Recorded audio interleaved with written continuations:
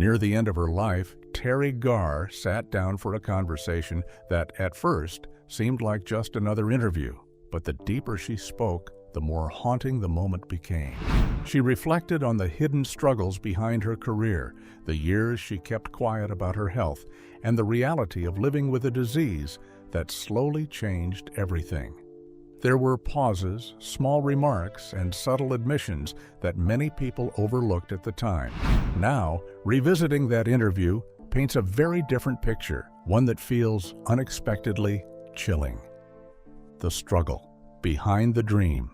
You could say Teri Garr was born with one foot already on a stage. She arrived on December 11, 1944, in the middle of Los Angeles, the youngest of 3 children in a household where performing wasn't a dream, it was daily life. Her father, Teri Garr, was a seasoned vaudeville performer and Broadway actor, best known for leading Tobacco Road on stage. Her mother, Phyllis Lynde Garr, was just as versatile, moving effortlessly between work as a dancer, rockette, model, and wardrobe mistress. From the outside, it looked like a clear path to Hollywood. But Garr's childhood was far from glamorous. When she was just 11 years old, her world cracked open. Her father, the person she idolized most, died suddenly from a heart attack. Overnight, the family was pushed into survival mode. The loss wasn't only emotional, it was financial, and it forced everyone to grow up fast. What stayed with Garr was watching her mother rise to the challenge. She saw creativity paired with grit, and that example quietly shaped her. Money was tight, and nothing came easy. If the children wanted lessons of any kind, they had to earn them, through scholarships, side work, or literally cleaning floors. Effort wasn't optional, it was the price of admission. For Garr, dance became both refuge and obsession. Even before her father's death, movement helped her escape worry. As she got older, that escape turned into discipline. She spent hours riding buses across Los Angeles, chasing the best ballet teachers she could find. The studio wasn't comforting, it was demanding. She pushed her body relentlessly, day after day, sometimes for 3 or 4 hours at a stretch. The toll was real, even brutal. Her dedication was so intense that her feet often bled, but she kept going. That drive was about to pay off. By her senior year of high school, Garr was desperate to break into professional show business. Before she even graduated, she aimed high, auditioning for the Los Angeles Road Company of West Side Story. Her first audition ended quickly. She was cut on the spot. It was crushing, but not final. Instead of walking away, Garr stayed and watched. She studied every girl who got called back and noticed something small but important. None of them smiled. Armed with that insight, she made a bold decision. She simply walked back in and auditioned again, confident they wouldn't remember her. She was right. The second time, she fit exactly what they were looking for and was cast as a jet girl. After high school, she enrolled at San Fernando Valley State, but the pull of show business was too strong. 2 years later, she dropped out and moved to New York City, training seriously at the Actors Studio and the Lee Strasberg Institute. Progress was slow, but a key connection from West Side Story, the choreographer David Winters, believed in her and helped her land small roles. Still, something nagged at her. She felt even her name was holding her back. On a hunch, she consulted a numerologist, dropped a letter, and changed Teri to Teri. Almost immediately, doors began to open. Coincidence or not, the unmemorable girl was becoming impossible to overlook. A walk-off that changed her path. Was one of the busiest go-go dancers in town, popping up uncredited in beach party flicks like Pajama Party and sliding through background roles in 9 different Elvis Presley films. No lines, barely any screen time, just quick flashes on screen. But she kept showing up. And in Hollywood, sometimes just staying in the room long enough is half the battle. By 1968, that quiet hustle cracked a door open. Garr landed a role as Roberta Lincoln in the Star Trek episode Assignment Earth. On the surface, it looked like another guest appearance, but behind the scenes, it was bigger than that. The episode was designed as a backdoor pilot. If the ratings hit right, it would spin off into a brand new series with Garr front and center. So when the episode aired, she was in limbo, waiting, hoping. Years later in her memoir, she looked back at the moment with humor, describing herself as a dippy secretary in a pink and orange outfit with a very short skirt. It was self-aware, funny, and very Teri. But underneath the joke was the reality that this could have been her breakout as a leading woman. On screen, Roberta Lincoln gets swept into a mission to prevent nuclear disaster. High stakes, end-of-the-world tension. But off camera, the energy shifted in a way Garr didn't appreciate. During a crucial scene about stopping a nuclear launch, showrunner Gene Roddenberry decided her skirt needed to be even shorter. It was already revealing. He wanted 2 more inches gone. That was the moment everything changed. According to Lance Parkin's biography of Roddenberry, Garr felt so insulted she walked off set. She eventually returned to finish the episode, but the damage was done. Whatever excitement she may have felt about being part of the Star Trek universe was gone. She distanced herself from the franchise entirely, and years later, she didn't soften her stance.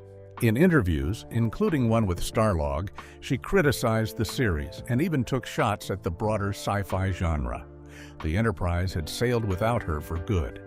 And Garr wasn't the only one who saw cracks in the show's progressive image.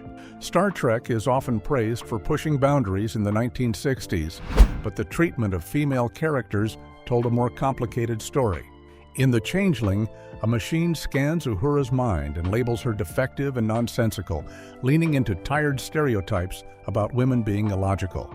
In Turnabout Intruder, Captain Kirk's behavior is deemed suspicious because he becomes emotionally volatile, reinforcing the idea that emotional instability equals femininity. Years later, Kate Mulgrew, who would go on to lead Star Trek Voyagers as Captain Janeway, spoke candidly about it in an interview with Radio Times. She acknowledged Roddenberry's vision, but didn't shy away from calling the original series extremely misogynist. Changing that culture, she said, felt like moving granite. Slow, heavy, resistant. For Garr, though, that chapter closing turned out to be a blessing in disguise. She didn't need a Star Trek spin-off to break through. In 1974, she stepped into the role that would define her career in Mel Brooks' Young Frankenstein. As Inga, the bright-eyed lab assistant with razor-sharp comedic timing, Garr lit up the screen. But she almost didn't play that part. Initially, she auditioned to be Elizabeth, Dr. Frankenstein's fiancée. When Madeline Kahn shifted roles, Inga suddenly became available. Brooks asked Garr to return the next day with a German accent prepared. Garr, never one to wait around, delivered it on the spot. That quick thinking sealed the deal. What made the performance even better was its real-world inspiration. Garr later revealed she based Inga's accent and personality on Cher's wigmaker, someone she'd met while working on the Sonny and Cher Comedy Hour. She pulled from real life, exaggerated just enough, and created something unforgettable. By then, people were already paying attention to her range. On the set of Young Frankenstein, Anne Bancroft stopped by and made a beeline for Garr. Bancroft had just seen her in The Conversation and couldn't stop praising her performance. Garr downplayed it, brushing it off casually. Bancroft wasn't having that. She made it clear that The Conversation wasn't just another movie, it was a film. Directed by Francis Ford Coppola at the height of his powers, The Conversation starred Gene Hackman as a surveillance expert unraveling under the weight of paranoia. Garr played Amy, his girlfriend. It wasn't a flashy role, but it was essential. Through Amy, the audience sees how emotionally closed off Hackman's character truly is. Even with someone who loves him, he can't let his guard down. In a post-Watergate era obsessed with secrecy and distrust, the film hit hard, and Garr's subtle performance added depth to the tension. Not everyone on Young Frankenstein seemed to share Bancroft's glowing admiration, though. When Garr was later asked about working with Gene Wilder, she didn't polish her answer for Hollywood. She called him a jerk. Whether it was dry humor or a slice of truth, she didn't sugarcoat it. Still, whatever friction may have existed behind the scenes didn't touch the final product. Young Frankenstein became a classic, Garr's star kept rising, and the same woman who once stood silently in the background of Elvis musicals was now commanding attention in some of the most respected films of the 1970s. The role that changed everything.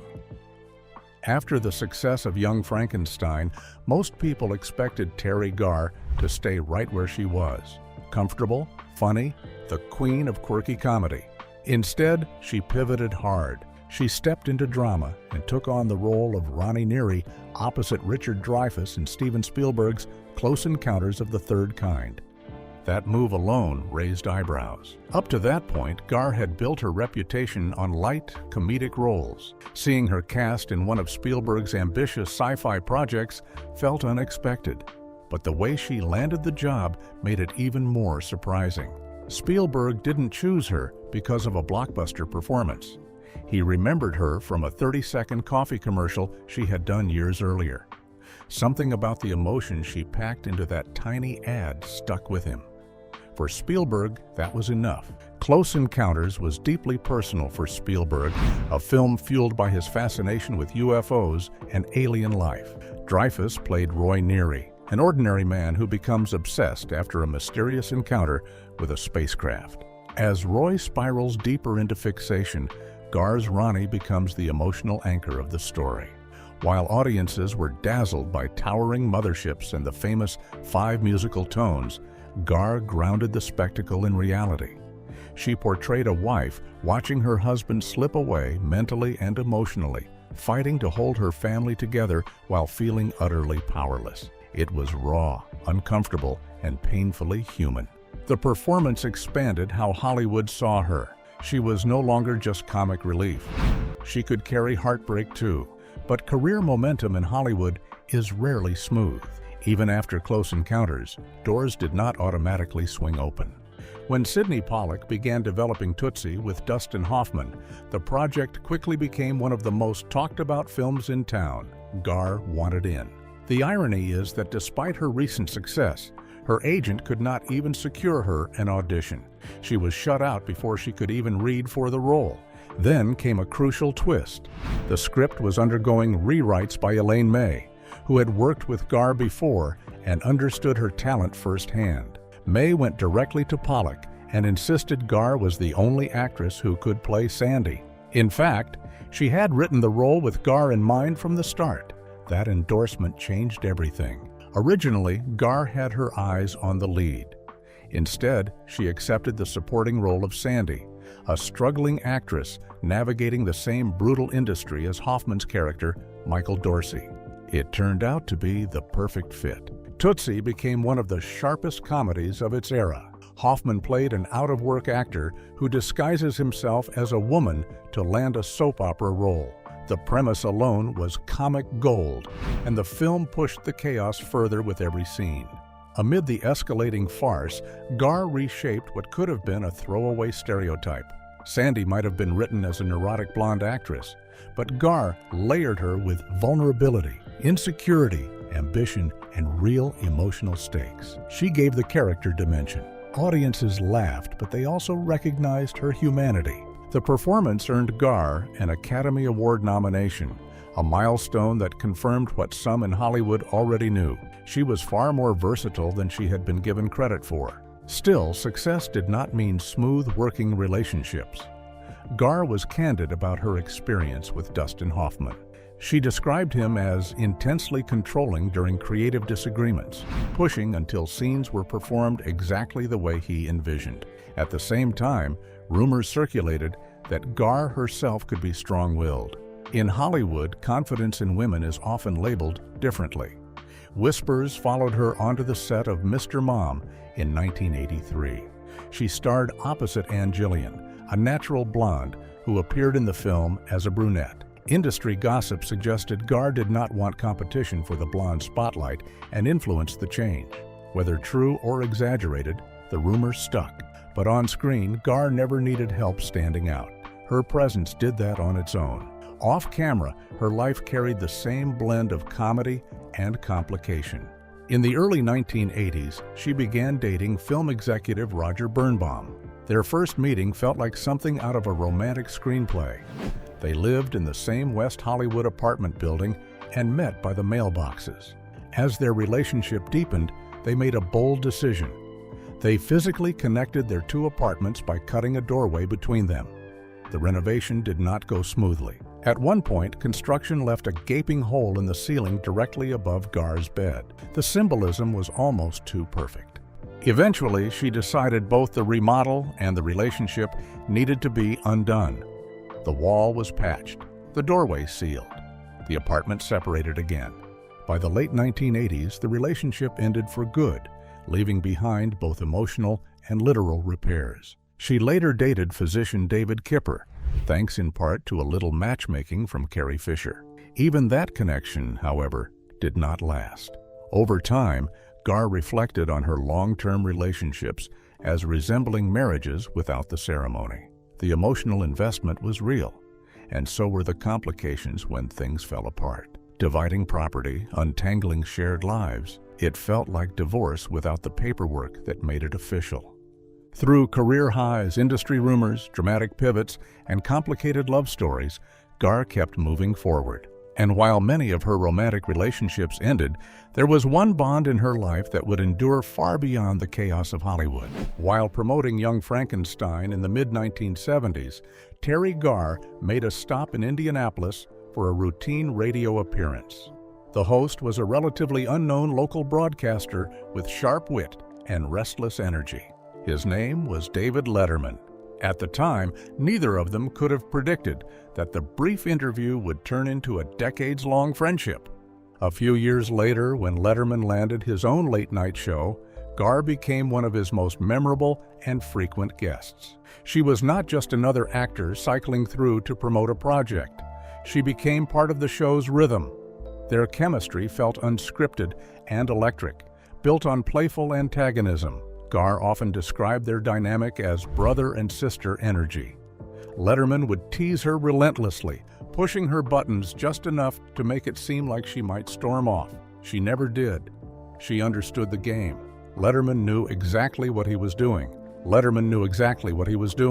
If he poked at her long enough, she would fire back with wild, unfiltered stories from her Hollywood life, including surreal moments like attending a party at Elvis Presley's house. The audience never quite knew where the conversation would land, and that unpredictability became part of the appeal. For years, Garr played along effortlessly. She would feign outrage, flip her hair, and match Letterman beat for beat. But in 1985, during an episode of Late Night with David Letterman, the tone shifted. That night, Letterman decided to host the show from his office instead of the studio. The change in setting gave the episode a looser, stranger feel. During Garr's segment, he abruptly asked her if she wanted to take a shower. She tried to deflect the question with humor, but he kept pressing. Eventually, worn down by the bit and the pressure of live television, she agreed. What followed became one of the most talked about moments in late-night history. With cameras still rolling, Garr stepped into the office bathroom shower, stripping down to her underwear. The interview continued as water ran. It was shocking, absurd, and undeniably memorable. But it was not staged with special effects or television tricks. She was genuinely soaked by the end of it. Afterward, she had to put her clothes back on over wet underwear and walk home through Manhattan, processing what had just happened. In later years, she admitted that the experience left her uncomfortable. Decades later, Letterman himself acknowledged that he had likely crossed a line and described the stunt as possibly inappropriate. As her fame grew, not all attention came with laughter. In 1990, a Los Angeles judge issued a restraining order against a woman named Susan Hull, who had become dangerously fixated on Garr. The situation escalated beyond fan mail. Hull reportedly flooded her with phone calls and letters and repeatedly showed up at her home, leaving strange and unsettling items at her doorstep. Garr later wrote about the ordeal in her memoir, describing the fear and exhaustion that came from having someone knock on her door multiple times a day and invade her sense of safety. What had once been admiration turned into a chilling loss of privacy. Despite that frightening chapter, Garr continued to seek stability in her personal life. In 1993, she married building contractor John O'Neill. She kept much of the relationship out of the spotlight, but she did share the joyful news that they had adopted a daughter named Molly. For a moment, it seemed like she had found a quiet, grounded space away from Hollywood's chaos. The marriage ended in divorce in 1996. By then, however, Garr was facing something far more serious than a separation. During her 1995 sitcom Women of the House, subtle signs began to emerge. Viewers noticed a slight limp in her walk. At first, it was easy to dismiss, but as episodes aired, the change became harder to ignore.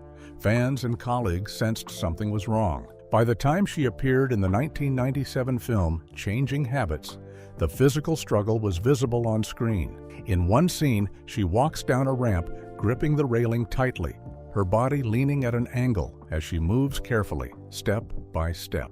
It is a difficult moment to watch, especially knowing how vibrant and physically expressive she had once been in her comedic roles. For years, Garr had carried a private battle. By the late 1990s, it was becoming clear that the secret she had worked so hard to shield was no longer something she could hide from the world. Teri Garr's final interview before her death is bone-chilling. In 2002, after years of whispers and speculation, Teri Garr decided it was time to speak for herself. Audiences had noticed the changes, the limp, the slower movements, the subtle physical decline that seemed to arrive without explanation. Rather than let rumors keep spinning, she went public with the truth. She had been living with multiple sclerosis for decades. What makes that revelation even more striking is the timeline. Doctors first gave her the diagnosis around the same period she was filming Tootsie in the early 1980s. At the height of her career, when she was earning award nominations and redefining comedic roles, she was quietly processing life-altering medical news. Multiple sclerosis, often referred to as MS, is a disease of the central nervous system. It affects the brain and spinal cord, disrupting the body's communication pathways. In simple terms, it interferes with the signals that tell muscles how to move and limbs how to respond. The condition disproportionately affects women, and symptoms commonly appear between the ages of 20 and 40. For Garr, the early signs were easy to dismiss. Long before her official diagnosis, she sensed something was not right. In the early 1980s, she would be jogging and suddenly trip for no clear reason. Her toe would catch on the ground. Then it would pass. She felt tingling in her arm that came and went. The episodes were subtle, unpredictable, and easy to rationalize away. That unpredictability is part of what makes MS so difficult to diagnose. Symptoms flare up, then fade. Doctors initially suspected orthopedic problems or a pinched nerve. Garr visited doctor after doctor, searching for clarity. It took consultations with 11 different physicians before she finally received confirmation in 1999. By then, she had already been managing unexplained symptoms for years. The exact cause of MS remains unclear. Medical experts believe it may be triggered by a combination of genetic predisposition, environmental factors, and possibly past infections. What is certain is that it is chronic and currently incurable. As her condition progressed, Garr began using a leg brace to manage her limp. She started regular injections in an effort to slow the disease's advance. Over time, she lost much of the mobility in her right hand. Steroid treatments contributed to noticeable weight gain, adding another layer of physical and emotional adjustment. The long-term risks of MS are serious. Research has shown that individuals living with the condition face increased risks of complications such as respiratory infections, urinary tract infections, and aspiration pneumonia. It is not just a mobility issue, it is a systemic disease with potentially life-threatening consequences. When Garr finally revealed her diagnosis publicly, the response was immediate and emotional. Fans were stunned. There was a collective fear that her on-screen presence might be gone for good. The energetic performer who once dominated comedies and dramas alike now faced an uncertain future. But Garr did not step forward seeking sympathy. She made it clear that she wanted her story to serve a purpose. By speaking openly, She hoped others living with MS would feel less isolated. She understood the loneliness that can come with invisible illness, especially one that takes years to define. Hollywood's response, however, was more complicated. While well-wishers flooded her with concern, job offers quietly slowed. She later described her career opportunities as dropping off sharply after her announcement. The industry that once embraced her seemed hesitant to cast an actress now publicly associated with a chronic illness. Instead of retreating, Garr reshaped her public identity. She became an advocate for MS awareness and treatment, traveling across the country to speak at medical seminars and public events. She used her platform not to mourn what she had lost, but to educate others about what the disease truly looks like. In a way, the advocacy work marked a profound shift. Acting had always allowed her to step into other identities, to escape into characters. Now, she was standing on stages as herself. No script, no costume, just honesty. She approached it with the same wit and timing that once made audiences laugh, proving that humor could coexist with hardship. Her career may have changed direction, but her voice did not fade. Even as the script of her life took an unexpected turn, she found a way to remain center stage, this time not as a character, but as a woman determined to turn personal struggle into something that could help others. When her world suddenly collapsed. In December 2006, Teri Garr's health took a sudden and terrifying turn. There was no dramatic warning, no buildup.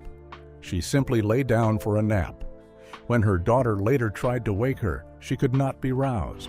What should have been an ordinary afternoon became a life-or-death emergency in a matter of minutes. Her daughter called 911 immediately. Garr was rushed to the hospital, where doctors discovered she had suffered a brain aneurysm. Emergency surgery followed. Surgeons drilled into her skull and inserted tiny coils into the weakened blood vessel to stop the bleeding. It was a delicate, high-stakes procedure designed to prevent further hemorrhaging inside the brain. A brain aneurysm occurs when a weak spot in an artery wall begins to bulge, almost like a balloon. If that bulge ruptures, it can cause severe internal bleeding in the brain, often with fatal consequences. Medical research suggests that cerebral aneurysms affect roughly 5% of the population. Many people never know they have one. But if it bursts, the danger is immediate. Mortality rates are high once bleeding begins. The coiling procedure Garr underwent is a common treatment in such emergencies. Surgeons guide thin metal wires through blood vessels to the aneurysm site. The wires curl into a tight mesh within the bulge, prompting blood to clot around them. That clot seals off the aneurysm, reducing the risk of continued bleeding. Even after the surgery, the ordeal was far from over. Garr spent a full week in a coma. When she regained consciousness, the road ahead was steep. 2 months of rehabilitation followed. She did not simply need rest. She had to rebuild fundamental skills: walking, speaking, thinking clearly. Physical therapy strengthened her body. Occupational therapy helped her regain coordination. Voice therapy worked to restore her speech. It was a slow, humbling process. Given everything she had already endured with multiple sclerosis, the aneurysm felt like another brutal test. Yet Garr framed it differently. She described her health crises as an odd kind of gift. In her view, they forced her to slow down and focus on what truly mattered. The experience sharpened her perspective rather than dimming her spirit. By 2008, she was back in familiar territory, appearing on late-night television to promote her film, Expired. Sitting once again across from David Letterman, she showed that the humor and timing audiences loved were still intact. The body had been through trauma, but the wit remained sharp. More than a decade later, in 2019, there was another health scare when she was rushed to the hospital from her home in the San Fernando Valley. Initial reports described it as a medical emergency. Concern spread quickly. Soon after, her representatives clarified that she had been experiencing confusion related to dehydration. She was kept overnight for observation and released the next day. It was serious enough to warrant caution, but not the catastrophe many had feared. Ultimately, after years of managing multiple sclerosis and surviving a life-threatening aneurysm, Garr's long health battle came to an end at the age of 79. Surrounded by family and close friends, she passed away from complications related to MS. The disease that had shadowed much of her adult life finally took its toll. Yet even as her body weakened over time, her sense of humor never did. She often joked about counting her blessings, adding that she had grown so tired she needed someone to come by once a week to count them for her. It was classic Garr, self-aware, sharp, and unwilling to let hardship define her without a punchline. Through surgeries, rehabilitation, and decades of illness, she never fully stepped away from the stage of life. The roles changed, the pace slowed, but the spirit that made audiences laugh and lean in never disappeared.